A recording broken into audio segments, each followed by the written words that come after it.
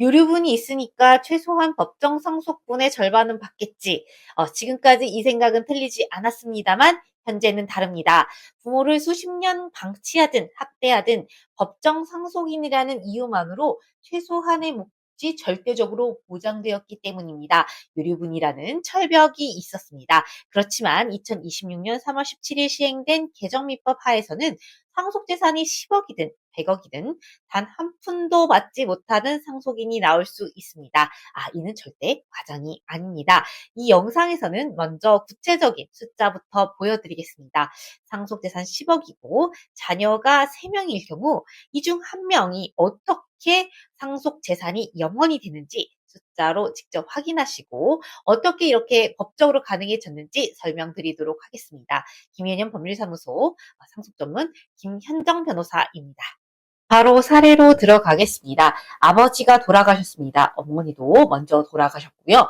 남은 상속재산은 아파트 8억에 금융재산 2억, 합해서 10억 원입니다. 채무는 없습니다. 그리고 상속인인 자녀가 3명입니다. 첫째 아들, 아버지를 30년간 곁에서 모셨습니다. 같이 살면서 간호하고 치료비만 아들 돈으로 1억 5천만 원 직접 냈습니다. 반드시 아들의 돈으로 이렇게 모셨어야 합니다. 그리고 둘째, 10년 전에 사업 자금으로 2억 원을 미리 받아갔습니다. 그리고 막내, 15년째 연락도 없습니다. 전화도 받지 않고 부양은커녕 아버지 방문한 한번 오지 않았습니다. 그렇기 때문에 아버지가 공정증서로 유언을 남겼습니다. 첫째에게 아파트 8억짜리를 모두 물려준다. 그리고 막내에게는 상속권을 상실시켜달라. 이렇게 남겼습니다. 그러면 이 상황에서 막내가 얼마를 받아갈 수 있을까요? 먼저 개정 전을 기준으로 보겠습니다. 유류분 산정 기초 재산부터 잡겠습니다. 현재 남아있는 상속재산은 10억 원에 둘째가 미리 받아간 생전 증여 2억을 더한 12억이고요.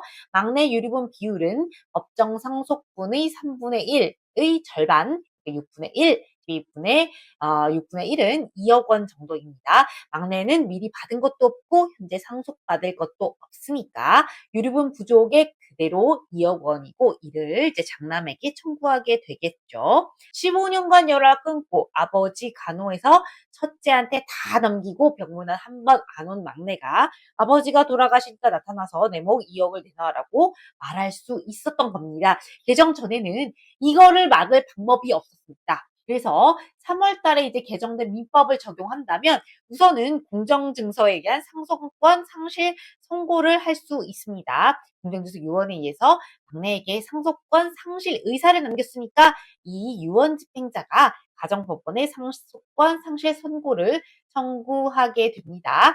막내의 이제 15년간 연락 두절되고 부양 의무도 불이행하고 부양 의무의 중대 위반으로 인정될 경우에 결과는 막내의 상속권이 소급해서 소멸되고 유류분권도 소멸됩니다. 결국은 막내가 청구 가능한 금액은 영원히 되겠죠. 2억 원이 영원히 되고 막내의 배우자도 또 대습상속 같은 거를 주장할 수가 없습니다. 오히려까지 원천적으로 차단된 것입니다. 만약에 제일 중요한 게 있습니다. 아버지가 공정증서로 일을 안 남기고 돌아가셨어요. 이러한 경우에는 이제 방법이 있습니다. 첫째가 직접 가정법원에 가서 이 막내의 상속권 상실의 심판을 청구할 수 있습니다. 상속인이 되었으면 안날로부터 6개월 이내에 청구를 하게 됩니다. 그런데 또 여기서 법원이 이 상속권 상실 그 정도는 아니야 라고 해서 안 받아주면 어떻게 될까요? 이런 경우 두 번째 수단이 있습니다. 개정민법 제1008조의 단서입니다. 기존 대법원은 기여분과 유류분이 서로 이제 관계가 없다고 못을 박았습니다. 첫째가 30년을 모셨든 치료비를 아무리 많이 냈든 유류분 계산에서는 아무 의미 없었습니다. 개정법은 이 판결을 입법으로 바꿨습니다. 법을 딱 개정해 버렸습니다. 이 사례에서 어떻게 달라지는지 구체적으로 보겠습니다. 법원이 첫째의 30년 동거 간호 치료비 지출을 이제 어느 정도로 기여분을 했다고 평가한다냐에 따라서 굉장히 달라집니다.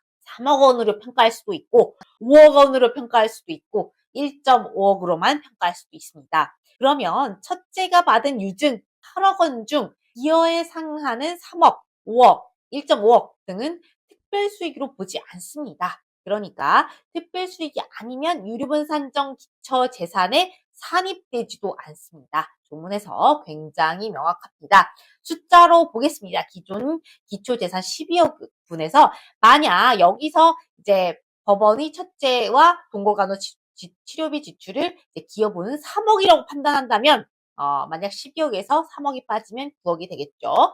9억의 6분의 1, 막내의 유류분 부족액 자체가 1억 5천만 원으로 줄었습니다. 개정 전 2억에서 5천만 원이 줄어든 것입니다. 그리고 기업은 공제 효과는 유류분 부족의 감소에 그치지 않고 더 중요한 것이 있습니다. 첫째가 지킬 수 있는 재산이 생겼다는 거죠.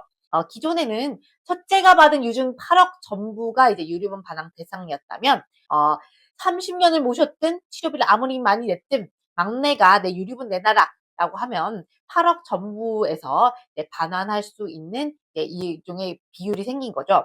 개정법 하에서는 기여에 상응하는 3억은 막내가 유류분 반환을 청구하더라도 돌려줄 필요가 없습니다. 첫째가 지킬 수 있는 겁니다. 아예 이런 부분은 이제 기초재산에서 빠지게 될 가능성이 많습니다. 기여분이 이제 3억으로 평가되느냐, 특별수익이 아니라고 주장할 수 있는 기여분이 3억으로 되느냐, 5억으로 되느냐, 1.5억으로 되느냐, 이거는 법원의 재량, 판결로 인해서 달라지게 됩니다.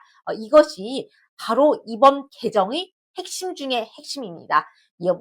이 기업은 특별수익 인정받지 않는 이 기업은 입증이 핵심 쟁점입니다. 그러니까 간호일치, 의료비 영수증, 계좌이체 내역 등을 이제 모두 소명을 해가지고 증거에 충실하게 입증해가지고 내 가장 유리한 상속재산 판결, 유류분 방어 이런 것들이 다 가능해질 수 있도록 한 게 이번 민법 개정의 핵심이라고 볼 수 있습니다.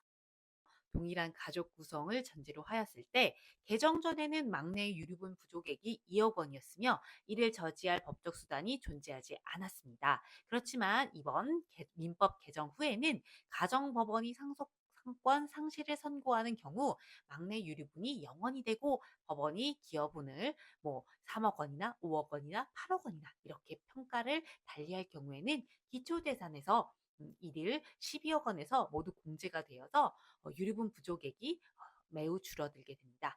기업은 상응액 3억, 5억, 8억, 10억 이런 것들은 모두 유류분 반환 대상에서도 제외되게 됩니다. 양 경로가 동시에 적용되면 상속권이 0원이 될 수 있습니다. 이러한 결과가 가능하게 하는 핵심적인 법률 변경은 두 가지입니다. 첫 번째는 상속권 상실 선고의 적용 대상이 모든 상속인으로 확대되었습니다. 종전 구하라법은 직계 존속만을 대상으로 하였으나 개정법은 직계 비속 및 그 배우자들을 포함한 모든 상속인에게 적용됩니다. 이 사례에서는 막내가 직계 비속이므로 개정 전에는 상속권 상실 선고의 대상 자체가 아니었습니다. 상속권 상실이 되면 상속 개시 시로 소급해서 상속권과 유류분권이 함께 소멸하고 그 배우자의 대습 상속도 차단됩니다. 다만 가정법원이 사유의 경위와 정도를 종합적으로 고려해서 인용 또는 기각할 수 있으며 부양 의무의 중대한 위반에 대해서 구체적인 판단 기준은 아직 판례가 한 건도 나오지 않은 상태임을 명심해야 합니다. 두 번째, 기여분이 유류분 산정에서 보호받게 되었습니다. 종전 대법원 판례는 기여분과 유류분과 서로 관계가 없다고 명확하게 판시하였습니다. 개정민법 제1008조의 단서 기여에 상응한 증여와 유증은 특별수익으로 보지 아니한다고 규정하고 있습니다. 특별수익에 해당하지 않는 이상 유류분 산정의 기초재산에서도 산입되지 아니할 가능성이 많습니다. 부칙 제2조에 의해서 2024년 4월 25일 이후 상속이 개시된 사건에서도 소급 적용되니까 반드시 부모님이 2024년 4월 25일 이후에 돌아가셨다. 소송 고려를 반드시 해보시기 바랍니다. 개정 전에는 15년간 부양 의무를 이행하지 아니한 막내가 2억 원을 수령할 수 있었고 이를 저지할 법적 수단이 전혀 없었습니다. 그렇지만 이번 개정 후에는 상속권 상실이 인정되면 상속 재산이 0원이 되는 매직이 있습니다. 그리고 또 기업은 특별수익으로 인정되지 않는 범위가 늘어나면 유류분 부족액 자체, 유류분 청구를 당할 위험성이 아주 낮아지게 됩니다. 판례가 형성되지 않는 현 시점, 바로 유리한 법리 구성의 여지가 가장 넓은 시기입니다. 그 결과는 변호사들이 증거의 충실성, 소송 전략에 의하여 결정됨을 명심하셔야 됩니다. 2024년 4월 25일 이후 상속이 개시된 분들 연락 주시기 바랍니다. 감사합니다.